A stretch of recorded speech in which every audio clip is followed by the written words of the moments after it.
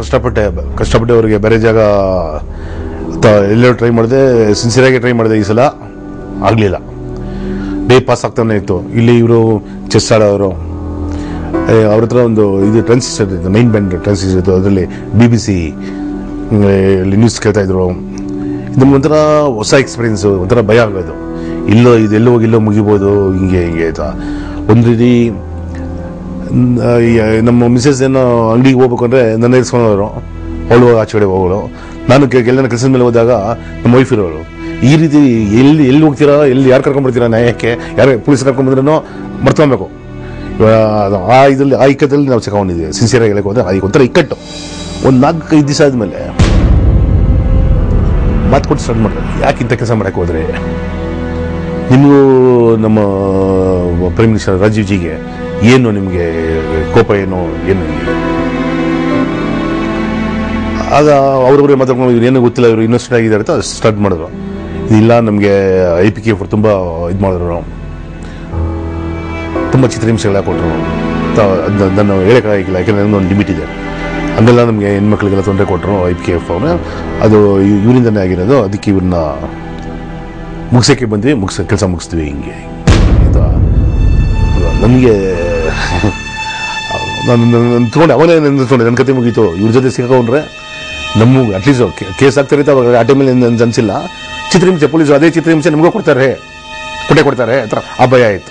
ಇವರು ಹೋದ್ರೆ ಸಾಕು ಹಂಗೆ ಅನಿಸ್ತಾ ಇರ್ಬೇಕಂದ್ರೆ ಇದಾಯಿತು ಏನೋ. ಇಲ್ಲಿ ಇನ್ನೊಂದು ನೋಡಿ, ನಮ್ಮ ಫ್ರೆಂಡ್ಸ್ ಎಲ್ಲ ಇಲ್ಲಿ ಇನ್ನೊಂದು ಇದರಲ್ಲಿದ್ದಾರೆ, ಏಟ್ ಬಿದ್ದಿದೆ. ಅವ್ರನ್ನ ಇಲ್ಲಿ ಕರ್ಕೊಂಡ್ಬಂದ್ರೆ ಚೆನ್ನಾಗಿರ್ತೈತೆ ಅಂದರೆ, ಇಲ್ಲಪ್ಪ ಇಲ್ಲಿ ಬೇಡ, ಇಲ್ಲಿ ಇವನೇ ನಾವು ಗಂಡ ಹೆಂಡತಿ ಇಬ್ಬರು ಇದ್ವಿ, ಇವಾಗ 7 ಜನ ಬಂದಿರ ನೀವು,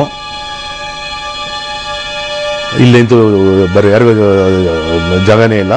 ಹಂಗಿದ್ರೆ ನಾವು ಬೇಕಾದ್ರೆ ಆಚೆ ಹೋಗ್ಬಿಡ್ತೀವಿ, ತಂಗಿಲ್ಲ ಬೇರೆ ಏನೋ ಮಾಡಲೇಬೇಕು, ನೀವು ಇನ್ನೊಂದು ಮನೇನ ನಮ್ಗೆ ಮಾಡಿಲ್ಲ, ನೀವು ನಮ್ಮ ಮನೆ ಮಾಡಿದರೆ ಅಲ್ಲಿ ಕರ್ಕೊಂಡು ಹೋಗ್ತಾ ಇದ್ದೀವಿ, ಹಿಂಗೆ ಆಯ್ತಾ ನಮ್ಮದೇ ಒಂದು ಆಪಾದನೆ ಹೇಳ್ತಾ ಇದ್ರು. ಸರಿ ಅಂತ ನಮ್ಮ ಫ್ರೆಂಡ್ ಆನೇಕಲ್ಲಲ್ಲಿ ಒಬ್ಬರಿದ್ರು, ಅವ್ರಿಗೆ ರಿಕ್ವೆಸ್ಟ್ ಮಾಡಿ ಒಂದು ಮನೆ ತೊಗೊಂಡ್ವಿ. ತುಂಬ ಚಿಕ್ಕ ಮನೆಯೇ, ಒಂದು 8 ಎಕರೆ ಆಯಿತು. ಅದು ಹೇಳಿದ ತಕ್ಷಣ ಇಲ್ಲಿ ಇಂದ್ರನಗರಲ್ಲಿ ಇನ್ನೊಂದು ಕಡೆ ರೇಟ್ ಬಿದ್ದು ತುಂಬ ಜನ ಇದ್ರು.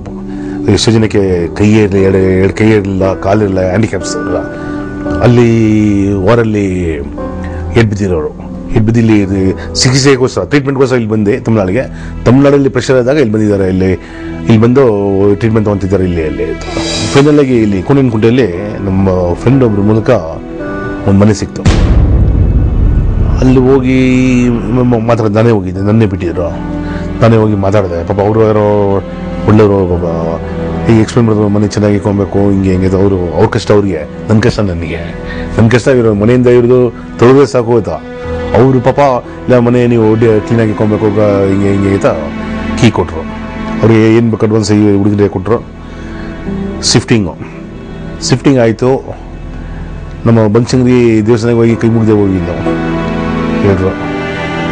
ಮುಗಿದ ತಕ್ಷಣ ಸರಿ ಆಯ್ತಪ್ಪ, ನಾನು ಓಡ್ಬರ್ತೀನಿ, ಭಾರ ಕಮ್ಮಿ ಆಯಿತು ಅಂತ ಮನಸ್ಸಲ್ಲಿ ತಿಳ್ಕೊಂಡು, ಸರಿ ಇನ್ಮೇಲೆ ಇವತ್ತಿಂದ ನಾವು ಫ್ರೀ ಆಗಿದ್ದೀವಪ್ಪ, ನೀವು ಚೆನ್ನಾಗಿದೆ ಸಾಕು, ನಿಮ್ಗೆ ಕನೆಕ್ಷನ್ ಇಲ್ಲ ಅಂತ ಹೇಳಿದಾಗ, ಏನಣ್ಣ ನೀವು ನಮ್ಗೆ ಇಲ್ಲಿ ಏನು ಭಾಷೆ ಗೊತ್ತು, ಅಕ್ಕಪಕ್ಕದವ್ರು ಬಂದು ಕೇಳಿದ್ರೆ ಏನು ಹೇಳೋದು ಅಂತ ಪ್ರೆಷರ್ ಆಯಿತು.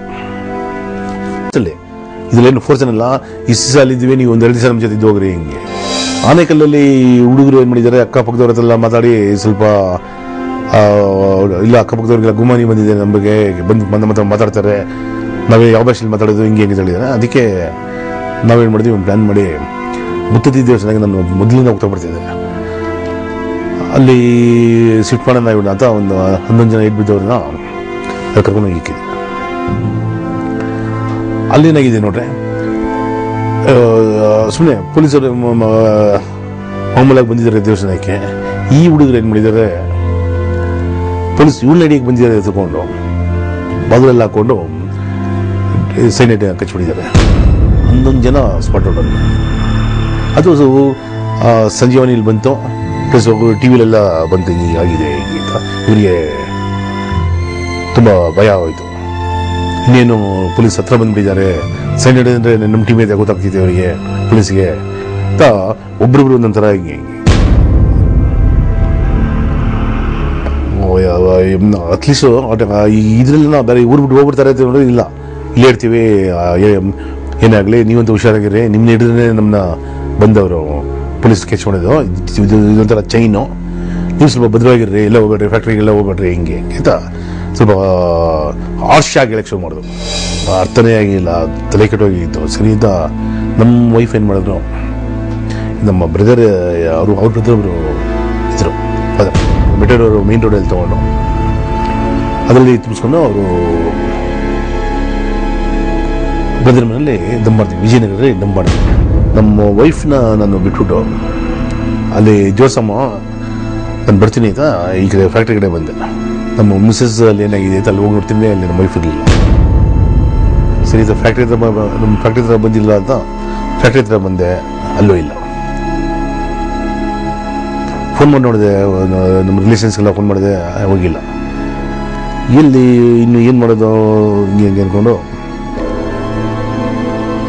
ಅರ್ಥ ಆಯಿತು. ಮೋಸ್ಟ್ಲಿ ಇವಳೇ ಪೊಲೀಸ್ಗೆ ಹೋಗ್ಬಿಟ್ಲು, ಅಥವಾ ಪೊಲೀಸ್ ಬಂದಿರಲ್ಲ ಪಿಕಪ್ ಇವನ್ನ ಅರೆಸ್ಟ್ ಮಾಡಿದ್ರು, ಕರ್ಕೊಂಡೋಗಿದ್ದಾರ ಕ್ವಶನ್ ಮಾಡೋಕ್ಕೆ ಅಂತ ಒಂದ್ಸಲ ಒಂಥರ ಗಾಬರಿ ಇತ್ತು. ಹಿಂಗೆ ಬೇಕಾದ್ರೆ ನೆಕ್ಸ್ಟ್ ಡೇ ಆ ಜಾಗ ಹತ್ರ ಅಟ್ಲೀಸ್ಟ್ ಏನಾಯ್ತು ನೋಡೋಣ ಅಂತ ನೈಟು ಒಂದು ಜೋರು ಮಳೆ ಆವತ್ತು 7:30-8 ಗಂಟೆಗೆ ಆಟೋಲ್ಲಿ ಹಿಂಗೆ ಹೋಗ್ತೀನಿ ಅಲ್ಲಿಗೆ. ಬಚ್ಚಸ್ ಅಲ್ಲಿ ಹೋಗ್ಬಿಟ್ಲಾ, ಆ ಕೋಣೆ ಮನೆಗೆ ನಮ್ಮ ವೈಫ್ ಹೋಗ್ಬಿಟ್ಲಾ ಅಂತ ಅಲ್ಲಿ ಹೋಗಿದ್ರೆ ಕರ್ಕೊಂಬರೋಣ ಅಂತ ಹೋಗ್ತೀನಿ. ಜೋರು ಮಳೆ.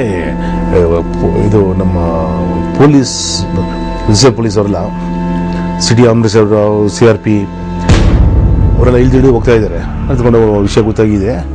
ಮತ್ತೆ ಆಗ್ತಿದ್ದಾರೋ ಇಲ್ಲ, ಅಲ್ಲಿ ಅಕ್ಕಪಕ್ಕ ಸ್ಲಮ್ ಇತ್ತು. ಅವಾಗ ಸ್ಲಮ್ಮಲ್ಲಿ ಏನೋ ಕಮ್ಯುನಿಯಲ್ ಗೇಟ ಏನಾಯ್ತಾ, ಏನೋ ಜಗಳ ಆಗಿರಬೇಕು, ಏನು ಅರ್ಥನೇ ಆಗಿಲ್ಲ.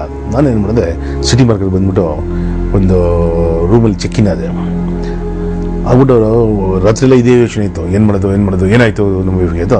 ಅರ್ಲಿ ಮಾರ್ನಿಂಗ್ 6-6:30 ಆಟೋ ಹಿಡಿದು ಡೈರೆಕ್ಟಾಗಿ ಮನೆ ಮುಂದೆ ತುಂಬ ಜನ ನಿಂತಿದ್ರು, ತುಂಬ ಪೊಲೀಸು ಎಲ್ಲ ಇದ್ರು. ಆದ್ರೂ ಹೋಗಿ ಪೊಲೀಸ್ ಆಫೀಸರ್ ಇದ್ದರೆ ಕೇಳಿದ್ರೆ ವಿಷಯ ಹೇಳ್ಬಿಡೋಣ ಅಂತ ಆಟೋ ಬಿಟ್ಟು ಮುಂದಕ್ಕೆ ಹೋಗ್ತೀನಿ.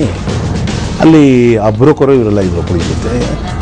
ನನ್ನ ನೋಡಿದ ತಕ್ಷಣ ಇವನೇ ರಂಗನಾಥ್ ಹಿಂಗೆ ತಿಳಿದ ತಕ್ಷಣ ಅಷ್ಟು ಜನ ನನ್ನ ಹತ್ರ ಮೇಲೆ ಬೀಳಕ್ಕೆ ಬಂದು, ಆ ಟೈಮಲ್ಲಿ ಗ್ಯಾಪಲ್ಲಿ ಓಡಲೇಬೇಕು. ಯಾರೇ ಆಗಲಿ ಇದ್ದಕ್ಕಿದ್ದಂಗೆ ಒಬ್ಬ ಮೇಲೆ ಬಿದ್ದರೆ ಅವನು ಎಸ್ಕೇಪ್ ಆಗಕ್ಕೆ ನೋಡ್ತಾನೆ. ಸ್ವಲ್ಪ ದೂರ ನನ್ನ ಹೋದೆ ಬಂದು ಅವ್ರಿಗೆ ಏನು ತೊಗೊಂಡಿದ್ದಾರೆ ಈ ಪೊಲೀಸವರು. ನಾನು ಆ ಮನೆಯಿಂದ ಎಸ್ಕೇಪ್ ಆಗಿ ಬರ್ತಾ ಇದ್ದೀನಿ, ಏನು ತೊಗೊಂಡ್ರೆ ಗೊತ್ತಿಲ್ಲ. ಅವರು ಇಷ್ಟ ಬಂದಂಗೆ ಹೊಡೆದ್ರು. ಅದು ಮಾಮೂಲವರು ಪೊಲೀಸ್ ಬುದ್ಧಿ ಹೊಡೆದ್ರು. ನಂಗೆ ಬರೀ ಇಲ್ಲಿ ಸ್ವಲ್ಪ ಏಟ್ ಬಿತ್ತು, ಮನೆಗೆ ರಕ್ತ ಬಂತು. ಎಲ್ಲ ಎಕ್ಸ್ಪ್ಲೇನ್ ಮಾಡಿದೆ, ನೋಡಿ ಹೀಗೆ ನಮ್ಮ ಮಿಸ್ಸಸ್ ನೆನ್ನೆಯಿಂದ ಸಿಕ್ಕಿಲ್ಲ ಅಂತ. ಈ ಮನೇಲಿ ಯಾರಿದ್ರು ಅಂತ ಎಲ್ಲ ಸಂಗತಿನೂ ಹೇಳಿದೆ. ಬರೀ ಇಷ್ಟನೇ ತಾರೀಕು ನಮ್ಮ ಫ್ರೆಂಡ್ ರಾಜ ಅಂತ ಇರ್ತಾರು ಪರಿಚಯ ಮಾಡಿದ, ಹಿಂಗೆ ಈ ವೆಬ್ಬಲ್ಲಿ ಸಿಕ್ಕಾಕೊಂಡೆ, ನಾನು ಈ ಜೆಡ್ರಬಲ್ಲಿ ಸಿಕ್ಕಾಕೊಂಡಾಯಿತು, ಏನು ಮಾಡೋಕ್ಕಾಗಿಲ್ಲ. ಈಗ ನಿಮ್ಗೆ ಫ್ರೀಯಾಗಿ ನಿಮಗೆಲ್ಲ ಹೇಳ್ತಾ ಇದ್ದೇನೆ. ಈಗ ಇವ್ರಿದ್ದಾರೆ ನನ್ಗೆ ಗೊತ್ತಿದ್ದಷ್ಟು ಅಷ್ಟೊಕ್ಕಾಗಿದೆ. ಅಟ್ಲೀಸ್ಟ್ ಸತ್ಯ ಹೇಳಿದ್ರೆ ನಮಗೆ ಒಂದು ಪ್ರಾಬ್ಲಮ್ ಆಗಕ್ಕಿಲ್ವಲ್ಲ ಅಂತ ಹೇಳಿದ ತಕ್ಷಣ ನಮ್ಮ ಮಿಸ್ಸಸ್ ಅಲ್ಲೇ ಇದ್ರು. ಹೇಳಿದ ತಕ್ಷಣ ತುಂಬ ಇದು ಮಾಡಿದ್ರು, ಸ್ವಲ್ಪ ಹುಷಾರಾಗಿರ್ರಿ, ಹಿಂದೆ ಇದು ಮಾಡಿದ್ರು. ಇನ್ನು ಅಡಿಷ್ನಲ್ ಇದು ತೊಗೊಂಬಂದ್ರು, ಫೋರ್ಸಸ್ ಎಲ್ಲ ತೊಗೊಂಬಂದ್ರು. ಸೆಂಟ್ರಲಿಂದ ಇವರು ಬೇರೆ ಬರ್ತಿದ್ದಾರೆ, NSC ಬರ್ತಿದ್ದಾರೆ, ಕಮಾಂಡರ್ಸ್ ಬರ್ತಿದ್ದಾರೆ ಅಂತ ಅವರವರೇ ಮಾತಾಡ್ತಾ ಇದ್ರು. ಎಲ್ಲ ಬಂದರು. ಫೈನಲ್ಲಾಗಿ ಫೈರಿಂಗ್ ಅಂದಾಗ ಬಾಲಾಜಿ ಸಿಂಗ್ ಅನ್ನೋರಿಗೆ ಕಾಲಿಗೆ ಬೀಳ್ತು. ಇಲ್ಲಿ ನಾನು ಹೋಗಬೇಡ ಅನ್ನೋ ಕಿಟಕಿ ಹತ್ರ ಅಲ್ಲೇ ಹೋಗಿದ್ದಾರೆ ಇವರು. ಲಕ್ಮುತ್ತೆ ಅಥವಾ ಟ್ರಾಫಿಕ್ ಕಾನ್ಸ್ಟೇಬಲ್. ಆಮೇಲೆ NSC ಜೈಸಿಂಗ್, NSC ಬಂದವ್ರಿಗೆ ಕಾಲಿಗೆ ಬಿದ್ದಿದ್ದು. ಜೈಸಿಂಗ್ ಅವರು ಸಬ್ ಇನ್ಸ್ಪೆಕ್ಟರ್ಗೆ ಬಿದ್ದು.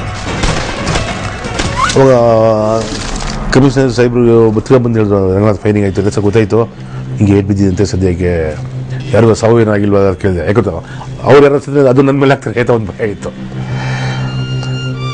ತುಂಬ ಈಸಿ ನೋಡಿ, ಪೊಲೀಸ್ಗೆ ಸ್ವಲ್ಪ ಪ್ರೆಷರ್ ಇದ್ರೆ ಹಂಗೆ ಯಾರು ಸಿಗ್ತಾರೆ ಅವ್ರ ಮೇಲೆ ಆಗ್ತಾರೆ. ಇದು ಮುಗೀತು. ಆಮೇಲೆ ಬಾಡಿ ಐಡೆಂಟಿಫಿಕೇಶನ್ ಕರ್ಕೊಂಡ್ರು, ತೋರಿಸಿದೆ ನೋಡಿ ಇವನೇ ಶಿವರಾಜನ್, ಫಸ್ಟ್ ಇವನೇ ಸುರೇಶ್ ಮಾಸ್ಟರ್ ನಾನು ರಾಜನ್ ಪರಿಚಯ ಮಾಡಿರೋದು. ಹಿಂಗೆ ಇದೆಲ್ಲ ಮುಗಿದು ಐಡೆಂಟಿಫಿಕೇಶನ್ ಎಲ್ಲ ಆಯಿತು. ಪೋಸ್ಟ್ ಮಾರ್ಟಮ್ ತೊಗೊಂಡ್ರು, ಇನ್ವೆಸ್ಟಿಗೇಷನ್ ಸ್ಟಾರ್ಟ್ ಆಯಿತು.